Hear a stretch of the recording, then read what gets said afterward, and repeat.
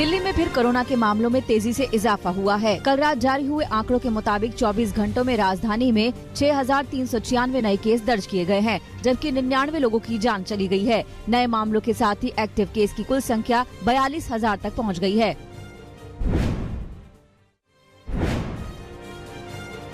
राजधानी में कोरोना के बढ़ते मामलों को देखते हुए यूपी के नोएडा में भी सतर्कता बरती जा रही है। नोएडा प्रशासन ने दिल्ली से लगी सीमा पर रैंडम सैंपलिंग का फैसला किया है, यानी दिल्ली से आने वाले चुनिंदा लोगों की जांच की जाएगी। लोगों की नोएडा और दिल्ली के बीच आवाजाही पर पाबंदी नहीं लगाई गई है।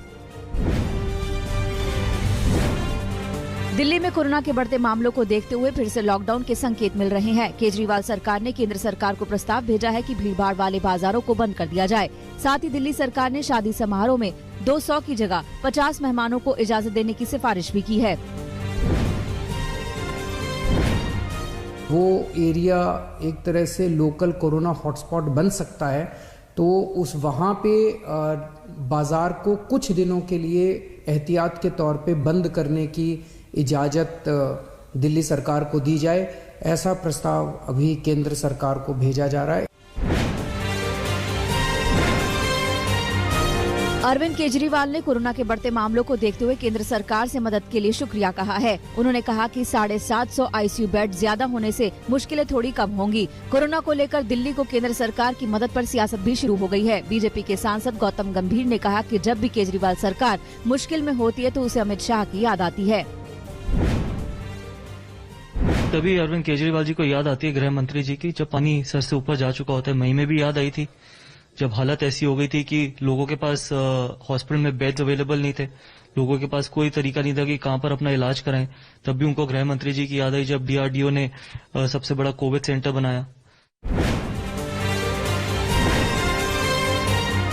आज से छठ महापर्व की शुरुआत हो रही है। इसे लेकर सियासत भी जोरों पर है। दिल्ली में बीजेपी ने केजरीवाल सरकार के खिलाफ मोर्चा खोल रखा है। उधर झारखंड में भी कई जगह विरोध प्रदर्शन हो रहे हैं। दरअसल कोरोना काल में इस त्योहार को लेकर कई सरकारों ने दिशा निर्देश जारी किए हैं और घर से बाहर जमावड़े पर पाबंदी लगाई है। सरकार के इस फैसले को लेकर कई राज्यों में नाराजगी है। बिहार में छठ पर्व की तैयारियां जोरों पर है। हालांकि कई शहरों में प्रशासन ने घाटों पर पाबंदी लगा दी है, लेकिन कई जिलों में कोरोना के एहतियातों के बीच घाट पर जाने की इजाजत भी दी गई है। इस बीच पटना सिटी में बीजेपी के विधायक नंद किशोर यादव ने 750 श्रद्धालुओं को पूजन सामग्री बांटी।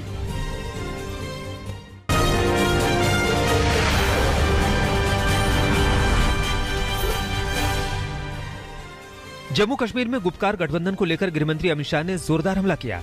गृहमंत्री ने गठबंधन को गैंग बताया और कहा कि इससे देश विरोधी लोग जुड़े हैं। अमित शाह ने गुपकार गठबंधन के बहाने कांग्रेस से सवाल दागे और पूछा कि सोनिया और राहुल बताएं कि क्या वो देश विरोधी चालों का समर्थन करते हैं। श्रीमती सोनिया गांधी, श्री राहुल गांधी, कृपया साफ साफ बताइए, कांग्रेस पार्टी आर्टिकल 370 को दोबारा रिस्टोर करने के साथ है? क्या कांग्रेस पार्टी चाहती है कि धारा 370 को दोबारा बहाल किया जाए? Madam Sonia Gandhi, Shri Rahul Gandhi, please tell the nation clearly and categorically. Amit Shah के वार पर कांग्रेस ने पलटवार किया है। पार्टी के मीडिया प्रभारी रणदीप सुरजेवाला ने बयान देकर पार्टी को देशभक्त बताया और कहा कि कांग्रेस का गुपकार समझौते से कोई संबंध नहीं है। उधर कांग्रेस के नेता तारिक अनवर ने कहा कि अमित शाह को सोनिया गांधी से ऐसे सवाल पूछने का कोई अधिकार नहीं है।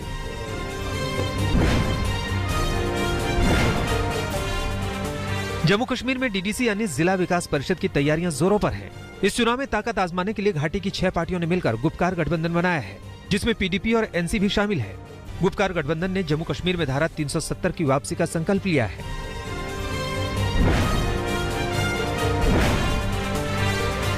जिला विकास परिषद के चुनाव प्रचार के लिए महबूबा मुफ्ती पहलगाम पहुंची, जहां उन्होंने बकरवाल समुदाय के लोगों से मुलाकात की।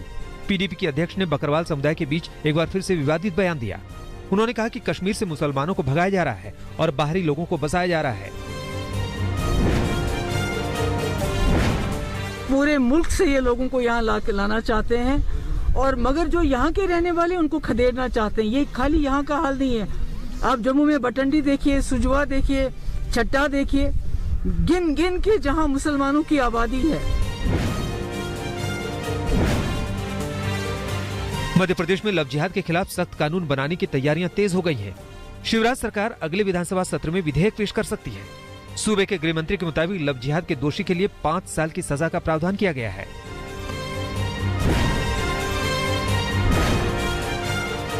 पंजाब में चल रहे किसान आंदोलन को लेकर बीजेपी ने पंजाब सरकार पर निशाना साधा। पठानकोट पहुंचे वित्त मंत्री ने कहा कि जब से मोदी सरकार सत्ता में आई है, फसलों की एमएसपी लगभग दोगुनी हो गई है। अनुराग ठाकुर ने कहा कि सभी किसानों को कैप्टन सरकार से ये सवाल करना चाहिए कि उनका कर्जा माफ क्यों नहीं किया गया।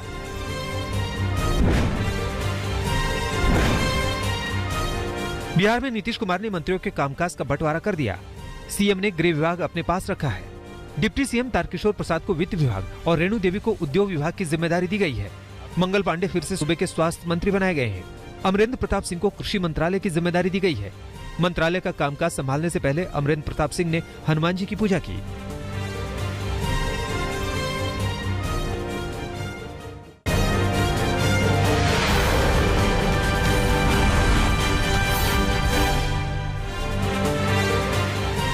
अमेरिका के नवनिर्वाचित राष्ट्रपति जो बाइडेन से प्रधानमंत्री नरेंद्र मोदी ने फोन पर बातचीत की। दोनों में भारत और अमेरिका की रणनीतिक साझेदारी पर चर्चा की गई। उन्होंने दोनों देशों की साझा प्राथमिकताओं और चिंताओं पर भी बात की। प्रधानमंत्री मोदी ने इसकी जानकारी दी। पीएम ने बताया कि कोविड-19, जलवायु परिवर्तन और इंडो पैसिफिक क्षेत्र में आपसी सहयोग पर चर्चा की गई।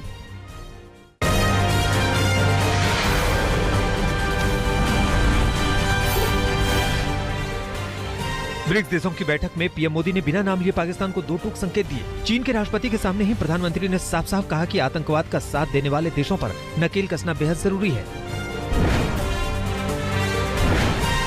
हमें यह सुनिश्चित करना होगा कि आतंकवादियों को समर्थन और सहायता देने वाले देशों को भी दोषी ठहराया जाए और इस समस्या का संगठित तरीके से मुकाबला किया जाए। पाकिस्तान को पीएम मोदी की चेतावनी से पहले दिल्ली में बड़ी आतंकी साजिश का खुलासा हुआ। स्पेशल सेल ने सराय काले खां इलाके से 2 आतंकवादियों को गिरफ्तार किया। दोनों आतंकी जैश-ए मोहम्मद से जुड़े हैं। सुरक्षा एजेंसियों ने खुलासा किया है कि दोनों किसी बड़ी आतंकी साजिश को अंजाम देने की फिराक में थे।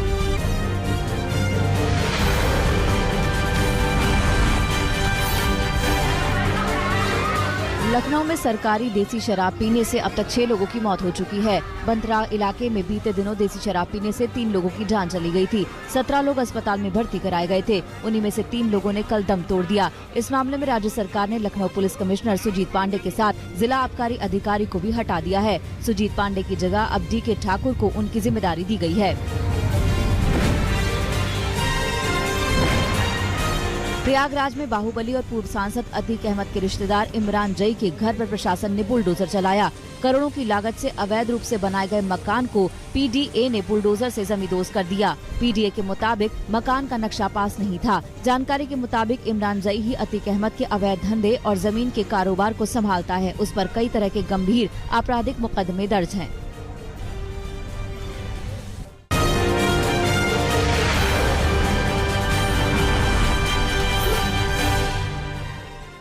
अयोध्या में एक नाबालिग दलित लड़की के साथ गैंगरेप का मामला सामने आया है। मामला महाराजगंज थाना क्षेत्र का है।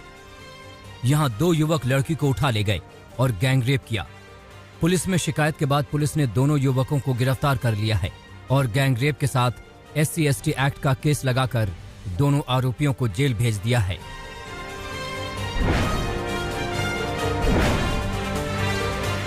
यूपी के चित्रकूट में 50 से ज्यादा नाबालिग बच्चों का यौन शोषण करने वाला आरोपी गिरफ्तार कर लिया गया है। आरोप है कि जूनियर इंजीनियर ने 50 से ज्यादा बच्चों का यौन शोषण किया।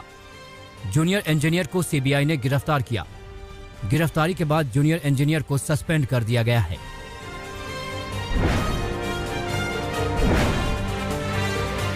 दिल्ली के रोहिणी में एक लड़की की संदिग्ध हालत में लाश मिलने से हड़कंप मच गया है। मामला रोहिणी का है। बताया जा रहा है कि लड़की का शव रस्सी से झूलता हुआ मिला। पहली नजर में मामला खुदकुशी का लगता है, मगर लड़की के परिवार का कहना है कि उनकी लड़की को मारकर शव फंदे से लटकाया गया। लड़की की मां ने कहा है कि आधे घंटे के लिए वो लड़की के पिता को खाना देने उनके दफ्तर गई थी। इसी दौरान लड़की की हत्या की गई। परिवार ने कुछ लोगों पर हत्या करने का शक जताया है। पुलिस मामले की तहकीकात कर रही है।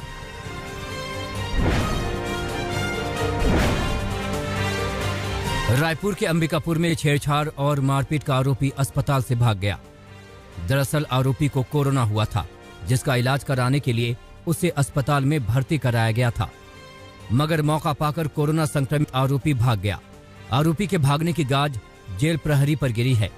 जेल प्रहरी को निलंबित कर दिया गया है और आरोपी की शिद्दत से तलाश की जा रही है।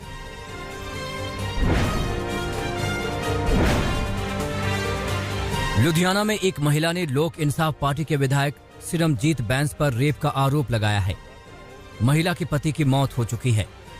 महिला ने आरोप लगाया है कि एक प्रॉपर्टी से पैसे के लेन देन के मामले को सुलझाने के लिए वो विधायक के संपर्क में आई, मगर विधायक ने उसके साथ रेप किया। वहीं विधायक सिरमजीत ने अपने ऊपर लगे आरोपों को सिरे से खारिज किया है। विधायक ने कहा कि यह कांग्रेस की साजिश है। हालांकि महिला के आरोप के बाद महिला ज्वाइंट पुलिस कमिश्नर को जांच सौंप दी गई है। जांच के बाद कार्रवाई की जाएगी।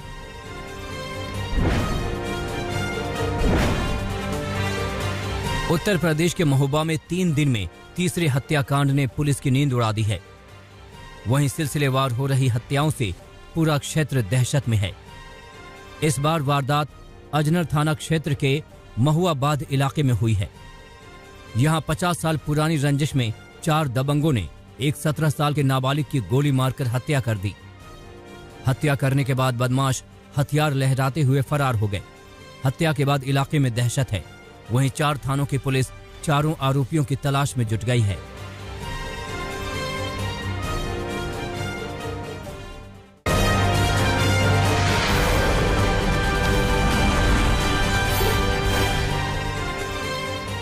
रुद्रप्रयाग के मशहूर पर्यटक स्थल चोपता दुगलबिट्टा में सीजन की पहली बर्फबारी हुई। तुंगनाथ धाम समेत चोपता में 1 फीट से ज्यादा बर्फ गिरी है। चोपता में हुई बर्फबारी के बाद पर्यटकों की संख्या में इजाफा होने लगा है। चोपता बद्रीनाथ सड़क भी बर्फ से ढक गया, जिसके बाद बर्फ को हटाने का काम शुरू हुआ। फिलहाल रास्ता खुल गया है। डोडा और किश्तवाड़ में पहली बर्फबारी जमकर हुई। बर्फबारी के साथ बारिश से शीतलहर जैसे हालात हैं, जिससे तापमान में काफी गिरावट दर्ज की गई है। इसके साथ ही सर्दियों की शुरुआत हो गई है। स्थानीय लोगों ने स्वेटर और जैकेट निकाल लिए हैं। कुछ जगहों पर पारा 13 डिग्री सेल्सियस तक गिर गया है।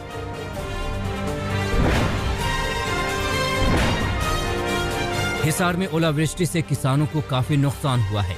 फसलें बर्बाद होने के बाद किसानों ने तहसीलदार को ज्ञापन सौंपा।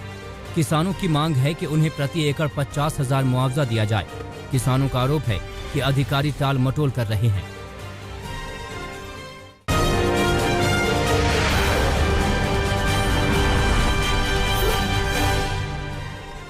अमेरिकी चुनाव में हार के बाद डोनाल्ड ट्रंप ईरान पर हमला करने वाले थे। इसकी वजह ईरान की तरफ से परमाणु सामग्री में कई गुना बढ़ोतरी बताया जा रहा है। इसके लिए ट्रंप ने बाकायदा अपने अधिकारियों से बात की थी।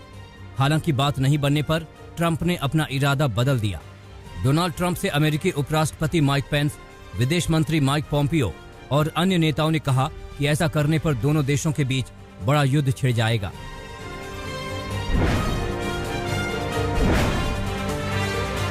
कोलंबिया के सैन एंड्रेस के समुद्री तट से आयोटा तूफान टकरा गया। तूफान के चलते द्वीप पर बहुत बड़ी तबाही हुई। द्वीप का 98% इंफ्रास्ट्रक्चर तबाह हो गया। इतिहास में पहली बार कोलंबिया में श्रेणी 5 का तूफान आया।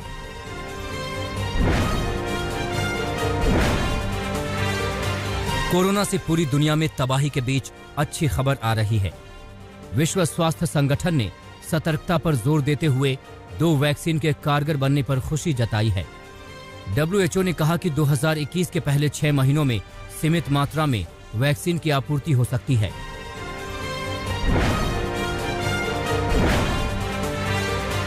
चांद पर जाने के लिए चीन तैयार है।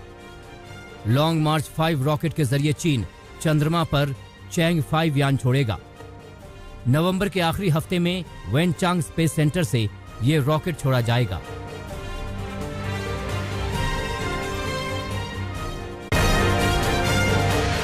नमस्कार, मैं हूं अंजना ओम कश्यप। हमें उम्मीद है ये वीडियो आपको पसंद आया होगा।